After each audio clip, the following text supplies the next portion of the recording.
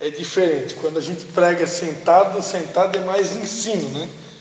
E o intuito aqui não é ensinar, né? Até porque muitos de vocês aqui já estão seguindo a Jesus bastante tempo, né? Então, quem sou eu para ensinar alguma coisa, né? Mas amém, eu quero compartilhar a palavra que Deus colocou no meu coração. É uma palavra bem conhecida, Evangelho de Lucas, capítulo 15, a parábola do filho pródigo. É uma palavra bem conhecida, mas com certeza vai se renovar, né? A palavra de Deus sempre se renova, né? Lucas 15, 11. A Bíblia é o jornal que nunca fica velho, né? Ela sempre é atualizada. Faz alguns meses atrás aí que um pastor aí, bem conhecido a nível nacional, ele soltou uma frase, né, que deu a entender que a Bíblia precisava ser atualizada, né? Na verdade, a Bíblia não precisa ser atualizada, né? A Bíblia diz lá em Apocalipse, né? É um texto bem conhecido, praticamente é o último livro da Bíblia e os últimos versículos da Bíblia, né? Apocalipse 22, Apocalipse 22, versículo 18, né? Diz assim, né? Eu advirto a todo aquele que ouvir as palavras da profecia deste livro. Se alguém lhes acrescentar alguma coisa, Deus me acrescentará as pragas que estão escritas neste livro. E se alguém tirar quaisquer palavras do livro desta profecia, Deus me tirará a sua parte da árvore da vida e da cidade santa que estão escritas neste livro. Aquele que dá testemunho destas coisas diz: certamente cedo vem, amém. Vem, Senhor Jesus. A graça do Senhor Jesus seja com todos, amém. Então, Apocalipse 22, do 18 ao 21. São os últimos versículos da Bíblia, né? Então, aqui diz que se alguém tirar qualquer palavra do livro dessa profecia, Deus vai tirar a parte dele da árvore da vida, da cidade santa.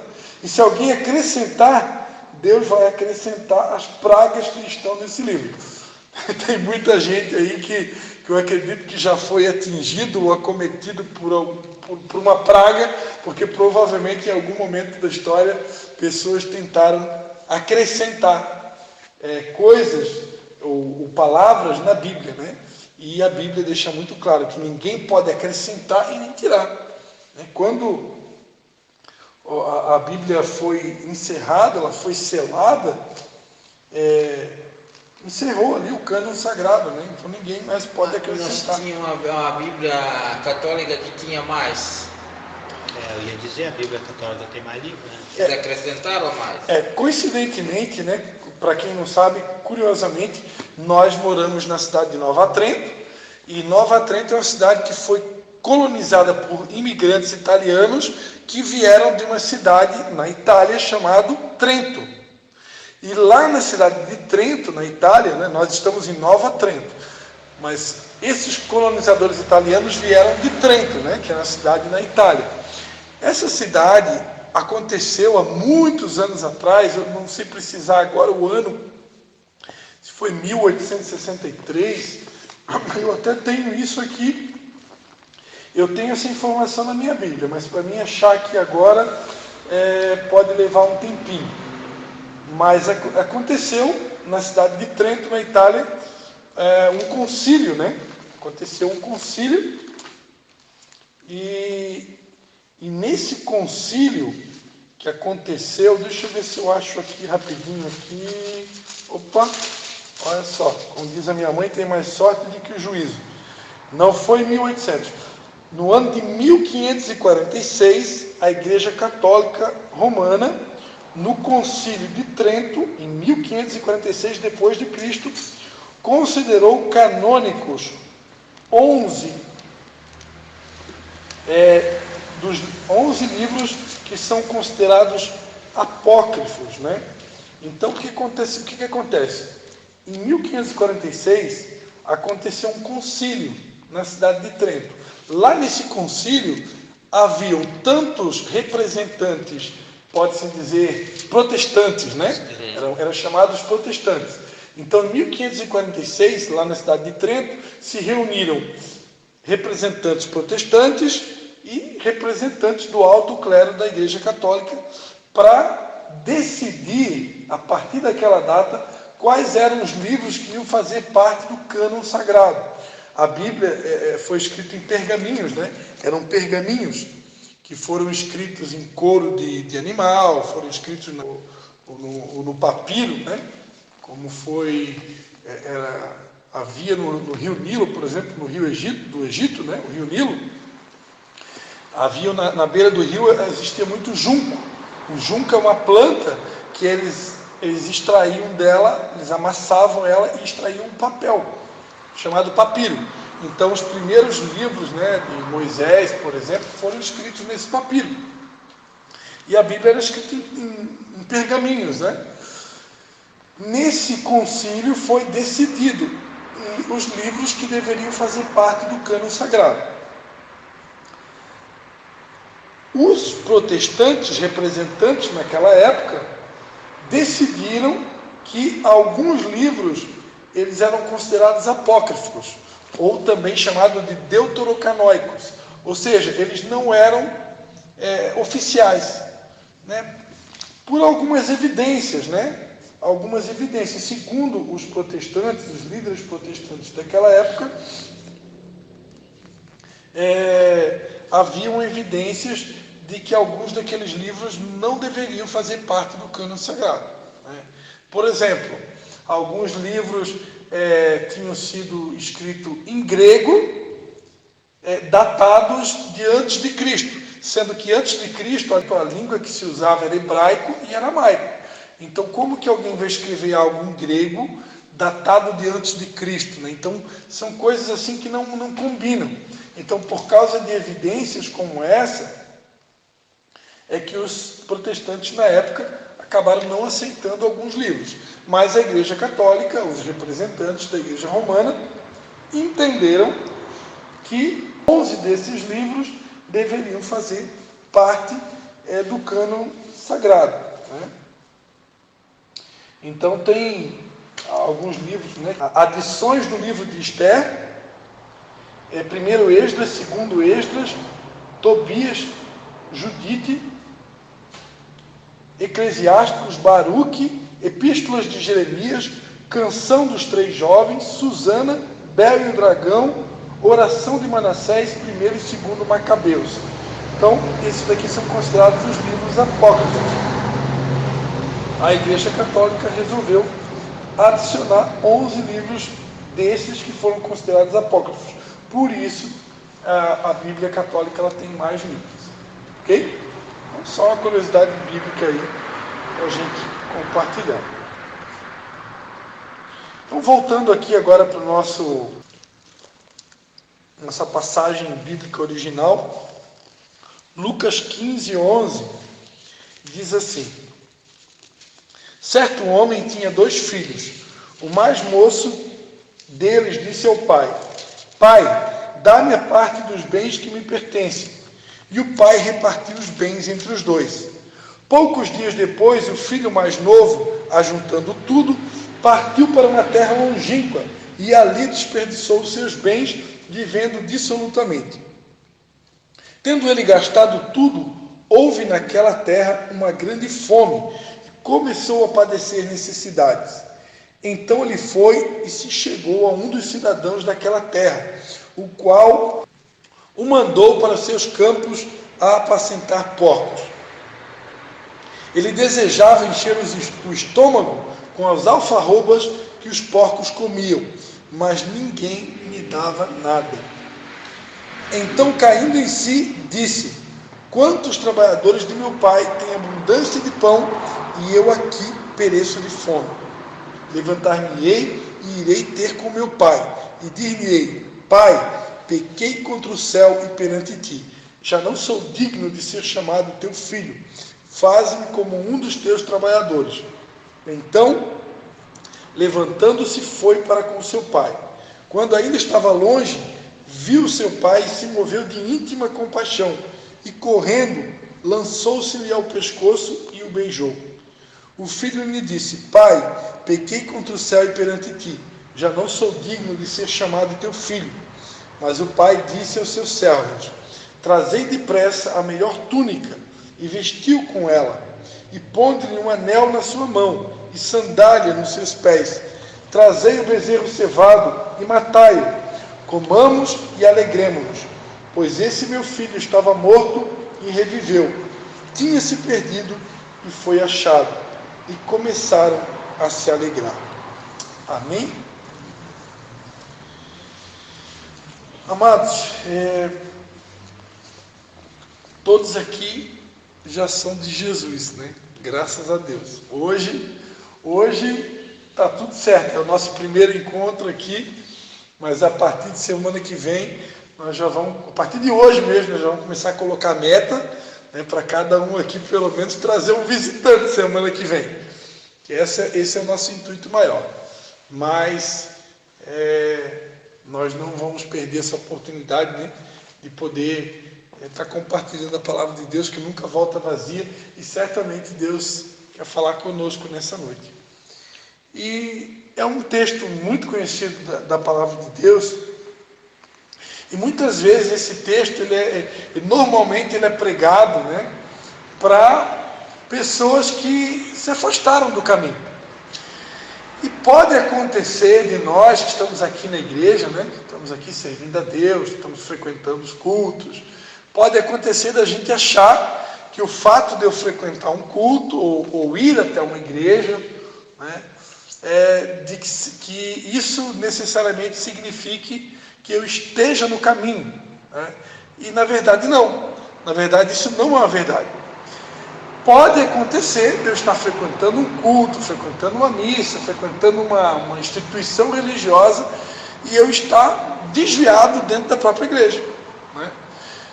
Jesus Cristo, ele falou: eu sou o caminho, a verdade e a vida. Então Jesus, ele é o caminho, mas eu posso estar frequentando uma igreja e não necessariamente estar trilhando o caminho. Vou dar um exemplo. Jesus Cristo disse que se eu quisesse seguir o caminho dele, ou seguir a ele é o caminho, ok? Está todo mundo comigo aí? Todo mundo ligado? Eu teria que, em primeiro lugar, negar a mim mesmo, tomar uma cruz diariamente e então segui-lo. Jesus Cristo também disse que se eu quisesse segui-lo, o caminho seria estreito e apertado. Então, para aí, aqui nós já temos aqui 3 pistas de como que é o caminho chamado Jesus. Primeiro, é um caminho de cruz. Segundo, é estreito. Terceiro, é apertado. Então, eu preciso, para mim, uma maneira de eu checar se eu estou trilhando o caminho correto, é de tempos em tempos eu fazer uma autoavaliação. Será que esse caminho que eu estou seguindo, será que esse caminho que o meu líder, o meu pastor, o meu mentor, ele está me direcionando, esse caminho de fato está me levando para uma cruz diária? O caminho que eu estou seguindo está me levando para uma cruz? Ou esse caminho é um caminho de conforto, de facilidade, não tem cruz nenhuma? É uma pergunta para se fazer. Por exemplo, vou dar um outro exemplo aqui. Tem pessoas que estão aqui hoje à noite, né, que precisaram conversar com o patrão para tentar sair um pouco mais cedo do trabalho para conseguir estar aqui. E isso daí já é um sinal de que você precisou fazer algo para poder estar aqui. Ou seja, precisou sair um pouco do conforto, precisou enfrentar um desafio para poder estar aqui. E isso é um sinal de que você está no caminho da cruz. Que normalmente o caminho da cruz, ele tem desafios, tem obstáculos, né? Tem alguns que para poder estar aqui vão precisar sacrificar alguma coisa. Então normalmente, aqui mais um sinal, normalmente no caminho da cruz está falando do quê? Sacrifício. Jesus lá na cruz do Calvário, o que ele fez por nós? Ele se sacrificou por nós. Então o caminho de cruz é um caminho que envolve sacrifício. Se eu estiver trilhando o caminho da cruz, mais dia, menos dia, eu vou ter que apresentar algum tipo de sacrifício. Ah, pastor Cristo, mas Jesus já não se sacrificou por nós, então agora eu também tenho que me sacrificar? Vamos lá, vamos por parte. O mesmo sacrifício de Jesus ninguém vai precisar fazer. Né? Se eu quiser fazer o mesmo sacrifício de Jesus, eu estou querendo, é a mesma coisa que eu quisesse, isso é uma blasfêmia, né? Eu vou tomar o lugar de Jesus. Ninguém pode tomar o lugar de Jesus. Jesus já se sacrificou uma vez por todos, né? E para sempre, né? Então, essa doutrina do espírita, por exemplo, da reencarnação, isso está totalmente fora. Eu preciso me reencarnar para me purificar. Não. Se eu acreditar nisso, eu estou invalidando o sacrifício de Jesus. Se eu acreditar que eu tenho que fazer o mesmo sacrifício de Jesus, ou tenho que passar por um processo de reencarnação para me auto-purificar, todas essas doutrinas aí estão invalidando o sacrifício. Se eu acredito no sacrifício dele, uma vez que eu acredito, o sacrifício dele vale para todos os pecados que eu já cometi e que eu ainda vou cometer. No entanto, o fato de eu seguir Jesus, se ele fez um sacrifício, significa que para seguir ele, a vida de alguém que segue Jesus normalmente vai implicar em, pode-se dizer assim, pequenos sacrifícios. E às vezes até grandes. Nunca serão necessariamente, para nós aqui brasileiros, dificilmente alguém aqui terá que morrer, literalmente, para seguir Jesus. Mas existem países, se vocês estão acompanhando as notícias, né, existem países que as pessoas morrem. Para seguir Jesus, elas morrem. Não morre de cruz, porque a morte de cruz, acho que nos dias de hoje, nem sei se existe ainda, acredito eu que não existe mais, né? Talvez em algum país, eu não estou sabendo. Mas existem mortes por fuzilamento, enforcamento, estrangulamento e vários outros, asfixia, né, e tantos outros tipos de morte que acontecem. Aqui no Brasil nós não vamos precisar provavelmente passar por esse tipo de morte, mas tem que haver um mínimo de sacrifício. Se eu não quero sacrificar nada, não quero pagar nenhum tipo de preço, é tudo para mim um peso. Isso significa que normalmente eu posso estar fora do caminho. Eu não estou no caminho. Né? Se eu estou no caminho, algum tipo de sacrifício eu vou ter que pagar. Eu estava explicando para uma pessoa, né, que tem um pouquinho mais de dificuldade para estar aqui, né, que leva isso como um desafio, né? Porque algum tipo de preço todos nós vamos ter que pagar para poder seguir Jesus, ok? Então eu dei outro exemplo aqui, o caminho de Jesus é apertado, né? O caminho é apertado, é estreito, por quê? Porque é um caminho de santidade, é um caminho de renúncia, é um caminho que eu vou ter que abrir mão de conforto, de prazeres, né? Eu vou ter que abrir mão do pecado. Então, por isso que essa palavra aqui, embora normalmente ela é pregada para pessoas que estão desviadas, mas ela serve no mínimo para a nossa reflexão, né? Para a nossa reflexão. Porque, amados, eu vou falar uma verdade para vocês. A gente ministrou no culto aqui sábado, né? Riquezas, prazeres, conforto, louvores e elogio, nada disso pode ocupar o nosso coração. Então são coisas que estão o tempo todo aí disputando o nosso coração. Conforto é muito bom, louvor é muito bom, elogio é muito bom, fama é muito bom. Mas normalmente o caminho da cruz, ele vai nos levar sempre numa contramão. Né? Não que Deus não possa nos dar essas coisas, como eu falei aqui sábado, mas o nosso coração precisa estar guardado. Né? Guardado. Porque normalmente o caminho da cruz me tira, né, do conforto, me tira... Quantas vezes que Deus, por exemplo, já me chamou para conversar com Ele na madrugada? Pô, na madrugada não é hora de dormir? Não tem que acordar no outro dia cedo para levar a criança na escola? Né? Só que quando Deus chama, é quando Ele quer, não é quando nós queremos. Então, quando eu sirvo a Deus, Deus ele é rei. E ele, por ser rei, um rei, ele é dono de tudo e de todos. Né? O Salmo 24 diz, né, que do Senhor é a terra, a sua plenitude, o mundo e todos que nele habitam. Então Deus ele é dono de tudo e de todos. Então um rei ele tem autoridade para mandar e desmandar. Se Deus nos convoca para uma missão, se Deus nos chama para algo, se Deus aponta uma direção, nos dá uma instrução, mostra um caminho, não é opcional. Jesus disse, ó, quem quiser vir após mim, as condições são estas. Então não tem opção. A gente às vezes acha que pode optar, porque muitos dos nossos pais, muitas vezes, fracassaram na educação, né? Muitas vezes, vão falar a linguagem que é o português, muitas vezes foram frouxos. Foram frouxos. E aí, porque muitos dos nossos pais, muitas vezes, foram frouxos na educação, a gente acha que Deus vai ser frouxo também, mas só que Deus não tem. Deus não é frouxo. Deus é firme. Né? O que ele fala, está falado.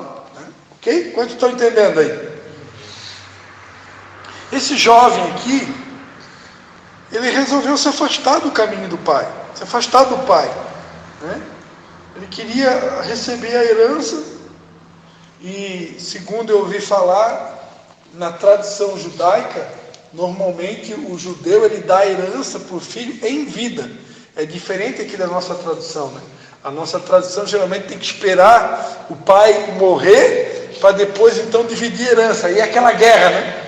Aquela guerra, não, mas eu queria um pedaço de terra tal, eu queria um pedaço de terra maior, mas a terra que eu queria não era essa, o que eu queria era aquela, o que eu queria era isso, não era aquilo, o meu valor parece que ficou menor que aquele, então aí dá aquela confusão toda, tem famílias que se dividem e se destroem por causa de herança, né? É terrível. Aqui no Brasil é uma guerra. Eu já vi. Maldita. Uma herança maldita. Falasse tudo agora. Eu já vi famílias literalmente se acabar por causa de negócio de herança. Aqui mesmo é o campeão, né?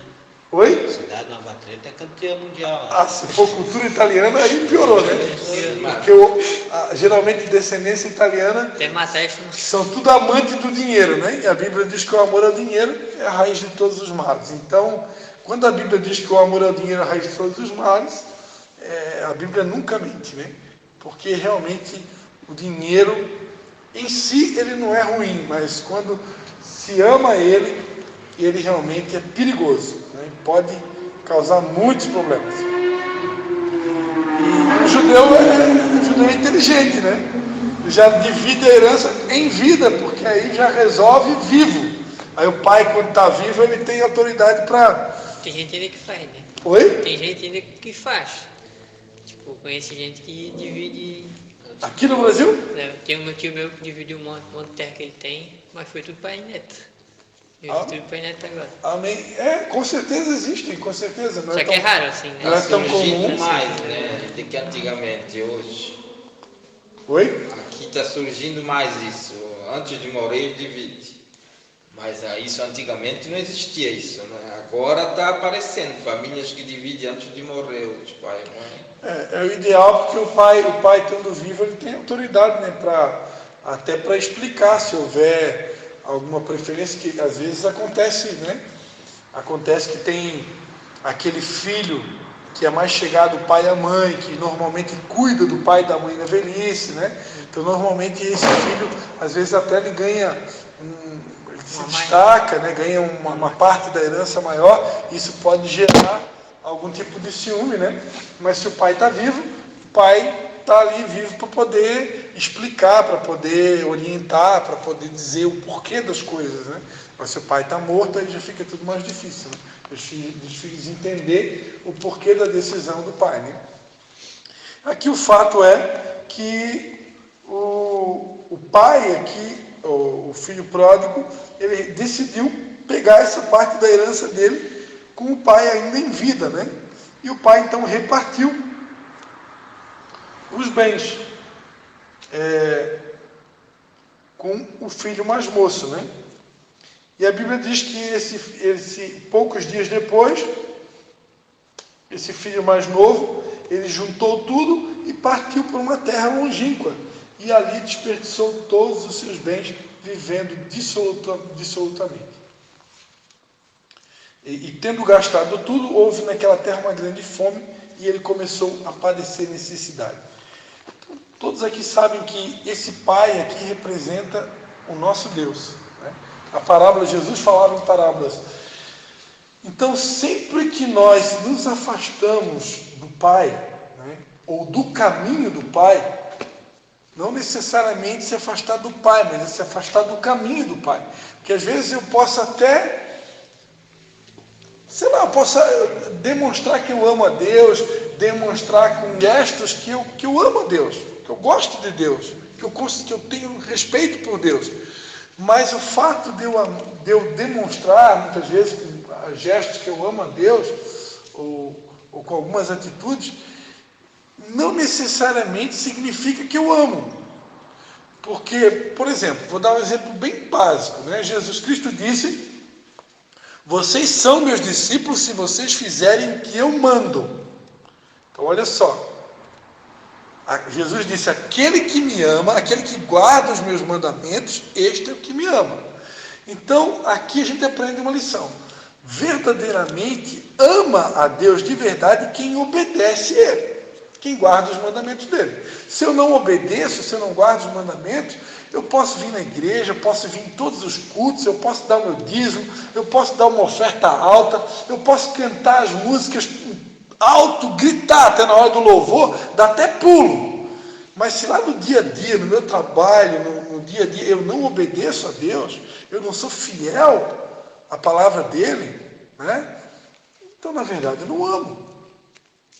Então, na verdade, eu posso até, entre aspas, estar com o Pai, mas estar fora do caminho. Porque se eu não estou obedecendo, eu não estou no caminho. Quantos estão entendendo? Então, esse filho aqui, ele foi para longe do pai. E nesse caso aqui, ir para longe do pai representa sair totalmente fora do caminho. Ele se afastou do caminho e se afastou do pai. E normalmente, quando se afasta do pai, e principalmente quando se afasta do caminho do pai, vai ter prejuízo, né? Ele acabou longe do... Aí tem uma coisa, né? Quando se afasta do pai, tu fica sem o aconselhamento do pai, né? E aí a chance de errar é bem maior, né? E aqui ele acabou gastando tudo que tinha, e por vir uma grande fome sobre aquela terra, ele começou a passar necessidade. Então, normalmente isso é uma consequência da gente se desviar do caminho que Deus tem para a nossa vida. Vamos encontrar dificuldade ao ponto até mesmo de padecer necessidade. Muitas das pessoas que conheceram a palavra de Deus, tiveram a oportunidade de conhecer a palavra de Deus, e hoje estão enfrentando crises, né, financeiras e em outras áreas, normalmente isso é consequência de ter se afastado do caminho do Pai. Só que é bom a gente abrir um parênteses aqui, que estar bem financeiramente não significa que eu esteja bem com Deus. Às vezes, eu estou bem financeiramente, mas por quê? Porque eu sou uma pessoa que eu sou econômica, eu procuro gastar menos do que eu recebo, eu administro bem o meu dinheiro, né? Eu sei lidar com o dinheiro, vamos dizer. Só que isso, então financeiramente, temporariamente, eu estou bem, eu estou resolvido, mas isso não quer dizer que eu esteja bem com Deus, porque isso é uma questão momentânea. Se Deus permitir o inimigo entrar na minha vida, se eu estiver inadimplente com Deus, por exemplo, se Deus permitir o inimigo entrar na minha vida, como ele permitiu na vida de Jó, é questão de dias, e aquela riqueza que me dá proteção, que me dá segurança, que eu tinha, ou que eu tenho, ela vai para água abaixo. Se Deus permitir o inimigo tocar, da noite para o dia, eu perco. Eu já passei por uma situação dessa, né? Eu sofri uma inadimplência na minha empresa, há uns 3 anos atrás aí, que da noite para o dia, eu estava financeiramente bem, né? Muito bem financeiramente, atravessando talvez um dos melhores momentos econômicos financeiros da minha vida, e da noite para o dia, uma feira que eu fui fazer no supermercado, parece que todo mundo combinou de não me pagar, e da noite para o dia, eu que estava bem financeiramente, fiquei com um monte de dívidas, né? Pelo menos a minha empresa, mas como a empresa está no meu nome, né? Então o prejuízo veio para cima de mim. Eu hoje, olhando para trás, eu sei que na vida de um cristão, tudo tem um propósito e tudo coopera para o bem dos que amam a Deus. A Bíblia diz, né? Até o que dá errado na nossa vida coopera para o meu bem.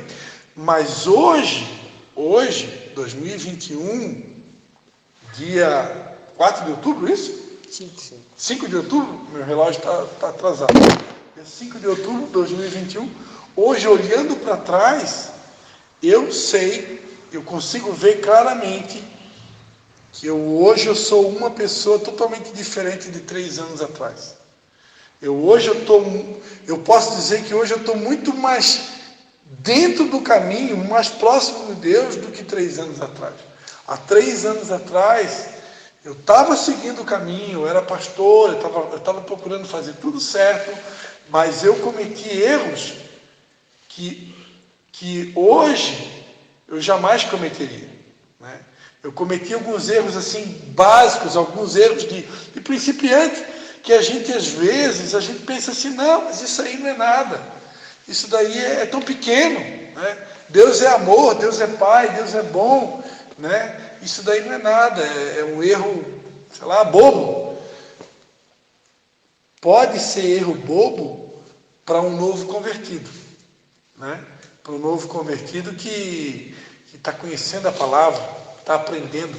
Agora, para um pastor, para quem conhece a palavra, a Bíblia é clara: a quem muito é dado, muito é cobrado. Então, para nós pastores, não tem esse negócio de erro bobo, não tem, mas é um pecadinho, é só um errinho, não tem. Uma hora na vida daquele que conhece a palavra de Deus, se eu sair fora do caminho, se eu estou andando por um caminho perigoso, se eu estou cometendo errinhos que eu acho que não é nada, não vai dar nada, uma hora tem prestação de contas. Uma hora tem a prestação de contas, porque a Bíblia diz que de Deus não se zomba, de Deus não se deixa escarnecer.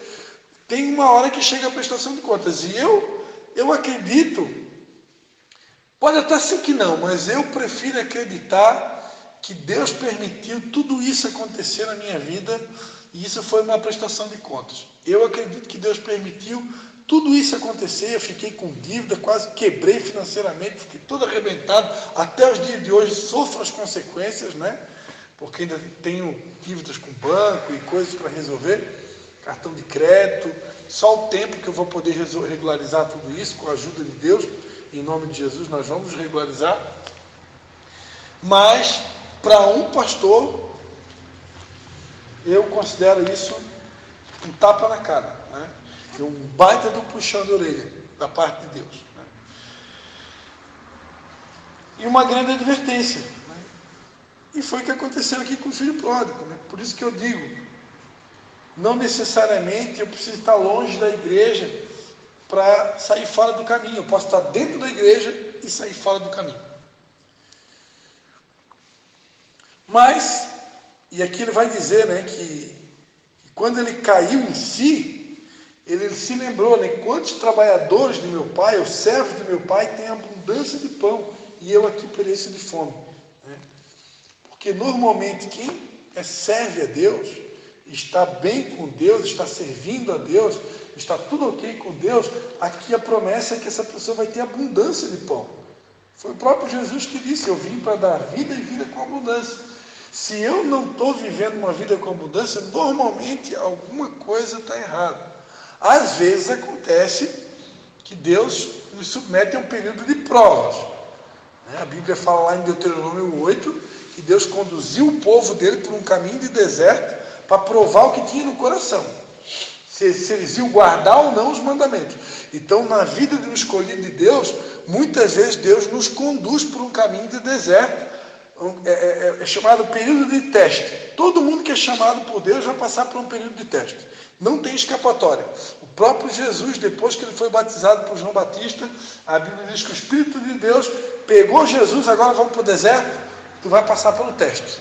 Não tem escapatória. Todo mundo que é escolhido por Deus, chamado por Deus, vai passar por um período de teste. Você pode ser todo certinho, obediente, fiel a Deus, mas você vai passar por um período de teste. E geralmente, quem passa pelo o período de teste, ele é comparado a um período de deserto. Alguns são peneirados na área financeira, o outro é peneirado na área familiar, no casamento, o outro é peneirado muitas vezes na área da saúde. Em alguma área, Deus sabe como tratar com a gente. Ele é o oleiro, nós somos o vaso, e Ele sabe onde é que aperta o sapato.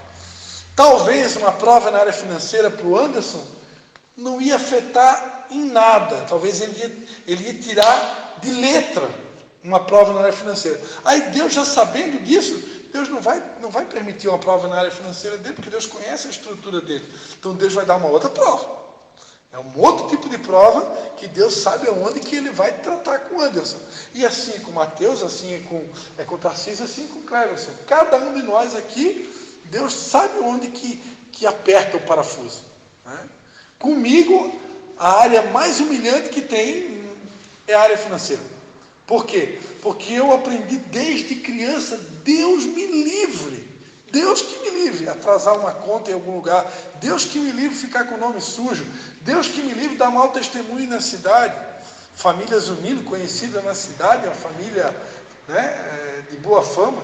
Então, para mim, é a coisa mais humilhante que tem. Ficar com uma conta atrasada. Ter que ir lá no Zé da mercearia, lá no mercado, lá na padaria, e pedir, parcela para mim, segura aqui, porque eu só vou poder pagar na semana que vem, no mês que vem. Isso daí é humilhante, mas é a forma que Deus acaba com o nosso orgulho. Então, uma das coisas que Deus quer fazer na vida de todo crente, de todo que segue a Deus, é aniquilar o nosso orgulho. Porque a Bíblia diz que Deus resiste ao soberbo, mas dá graça aos humildes. E Deus tem as suas estratégias para aniquilar o nosso orgulho. Cada um ele sabe como que faz, né? Mas a verdade é que Deus quer arrancar todo o orgulho que tem dentro de nós, porque o orgulho nos afasta de Deus, né? Agora, o coração quebrantado, aquele que é humilde, esse daí consegue se aproximar de Deus. A verdade é que, normalmente, quando a gente se afasta do caminho, Deus vai permitir alguma situação para que a gente volte, né? E aqui foi o que aconteceu com esse filho jovem, é o que aconteceu também comigo na minha vida, né? E graças a Deus eu voltei. Hoje eu posso dizer que eu voltei para realmente, eu diria assim, o centro da vontade de Deus, né? E aqui, quando esse jovem decidiu voltar para o pai e reconhecer que ele tinha pecado, que ele não era mais digno de ser chamado filho, ele desejou se fazer como um servo, né, como um trabalhador do pai dele. A Bíblia diz que quando o pai dele viu ele de longe, o pai dele se moveu de íntima compaixão e correu na direção do filho, lançou-se ao pescoço do filho e o beijou, né? E aí o filho disse, né, pai, pequei contra o céu e perante ti, já não sou digno de ser chamado teu filho. E aí o pai então mandou trazer depressa, né? Depressa, não foi semana que vem, mês que vem. O pai disse depressa, tragam a melhor túnica, não foi uma túnica qualquer, a melhor túnica para vestir o filho, colocou um anel na mão dele, que representa a instauração da autoridade, e sandália nos pés, né? Que é a autoridade para pregar o evangelho. E mandou fazer uma festa para comer e se alegrar, porque o filho estava morto e reviveu, tinha se perdido e se achou. Então, amados, o que eu quero trazer aqui para vocês, né? Nós podemos estar frequentando uma igreja, posso estar batendo cartão ali em todo culto, e eu posso estar fora do caminho. Se eu sair fora do caminho, mais cedo ou mais tarde a conta chega. Uma hora a prestação de conta cheia. Agora, uma coisa é certa: se eu sair do caminho e me arrepender, quando há um arrependimento sincero e eu decido voltar para o caminho, né, pode ter certeza que Deus vai preparar uma festa para cada um de nós, né, porque o amor que Ele tem por nós, né, é tão grande que a Bíblia chega a dizer que, como está longe o Ocidente do Oriente, né, Ele afasta as nossas transgressões, porque Ele conhece a nossa estrutura e conhece que nós somos pó, né? E como um pai se compadece do filho que ama, né? Isso está no Salmo 103, né? Se não me engano, é o Salmo 103, né? Salmo 103. Como um pai se compadece dos seus filhos, assim o Senhor se compadece daqueles que o temem. Então, porque quanto está o céu elevado acima da terra, assim é grande o seu amor para aqueles que o temem. O amor do Senhor é de eternidade a eternidade sobre aqueles que o temem, e a sua retidão sobre os filhos dos filhos, sobre aqueles que guardam a sua aliança e sobre os que se lembram dos seus mandamentos para o cumprirem. O Senhor estabeleceu o seu trono nos céus e o seu reino domina sobre tudo. Salmo 103, eu li aqui do versículo 11 até o 19. Então, Deus é compassivo e piedoso, né? Lento para a cólera e abundante em amor, não repreenderá perpetuamente, nem para sempre conservará a sua ira. Então, amados, eu quero orar por vocês, né? Eu queria pedir que cada um agora fechasse seu olho, né? E pedisse, tem uma oração que Davi nos ensinou no Salmo, né? Sonda, Senhor, e conhece o meu coração. Vê se há em mim algum caminho mau. Cada um de nós possa estar refletindo nessa noite. Como que está o nosso andar? Como que está o nosso caminhar? Será que verdadeiramente eu estou firme nesse caminho? Será que eu realmente estou seguindo um caminho de cruz? Tá, mas esse caminho de cruz é por causa de pecados que eu tenho cometido, ou porque eu estou sendo tão obediente a Deus que isso está me levando para uma cruz? Tem um deserto que eu vou por causa do meu pecado, e tem um deserto que eu vou porque Deus está me levando. Eu tenho que saber discernir que deserto é esse que eu estou. Deus está contando com a gente. Amém, amados? Deus está contando com a gente. Ele tem abundância de pão para nós. A Bíblia diz que se eu quiser e obedecer, eu vou comer o melhor dessa terra. Se os trabalhadores do Pai têm abundância de pão, é porque tem, né? Só que para isso, Deus está contando com a gente. Para mim comer o melhor dessa terra, eu preciso de fato decidir trilhar esse caminho de cruz, esse caminho de obediência, e desejar realmente estar com o Pai, né? E aí eu quero finalizar minha palavra dizendo que nós, pastores, líderes cristãos, nós somos uma figura do Pai. Certa feita, Jesus, quando estava conversando com um discípulo chamado Filipe, ele disse, Senhor, mostra-nos o Pai. E aí o Senhor disse para Filipe, Senhor Jesus, né? Filipe, há tanto tempo estou convosco, como assim você me pede, mostra-nos o Pai? Você não sabe que o Pai está em mim e eu estou no Pai? Então, o que eu quero dizer com isso? Nós, representantes de Deus, somos a figura do Pai. Então, estar com Deus, estar próximo do Pai, implica se aproximar também, estar mais perto dos líderes que Deus coloca sobre a nossa vida. Estão entendendo? Porque isso é uma forma também de se aproximar de Deus. Quando eu estou perto, quando eu respeito, quando eu honro aqueles que Deus colocou como responsáveis, né, espiritualmente falando, sobre a nossa vida. Amém, amados? Quero orar por vocês. Pai, em nome de Jesus, Senhor, quero te dar graças, Senhor, por essa palavra. Uma palavra tão simples, Pai, tão conhecida, mas que certamente o Senhor está falando conosco nessa noite. O Senhor deseja que verdadeiramente nós possamos nos voltar para Ti, Pai. Tua palavra diz: vinde e voltemos para o Senhor. Ele fez a ferida e nos despedaçou, mas Ele vai nos ligar. Pai, eu quero Te pedir misericórdia, Senhor. Quero Te pedir misericórdia, Pai, por todas as vezes, ó Pai, que nós acabamos nos afastando do Teu caminho. Em nome de Jesus, perdoa-nos, Pai. Perdoa-nos pelas vezes que nós nos afastamos dos Teus caminhos. Às vezes achamos que não vamos conseguir suportar o peso da cruz. Mas essa noite, Pai, nós Te pedimos, perdoa-nos, Pai. Perdoa-nos cada um aqui, Senhor. Porque não há nenhum justo sequer, diz a Tua palavra. Então eu Te peço perdão em nome de todos que aqui estão. Perdoa-nos pelas vezes que nós nos afastamos dos Teus caminhos. E em nome de Jesus, leva-nos para o centro da Tua vontade, Senhor. E ajuda-nos a seguir firmes e constantes no Teu caminho, Pai.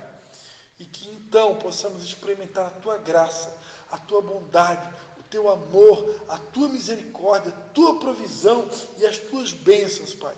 E assim como aquele filho pródigo, que o Senhor possa preparar vestes novas para cada um de nós, que o Senhor possa realmente restaurar a nossa autoridade, colocar essas sandálias da pregação do Evangelho nos nossos pés, e que verdadeiramente, Pai, o Senhor possa preparar uma festa, Senhor, um verdadeiro banquete para cada um de nós, Pai. Em nome de Jesus, é a nossa oração. Em nome de Jesus. Amém.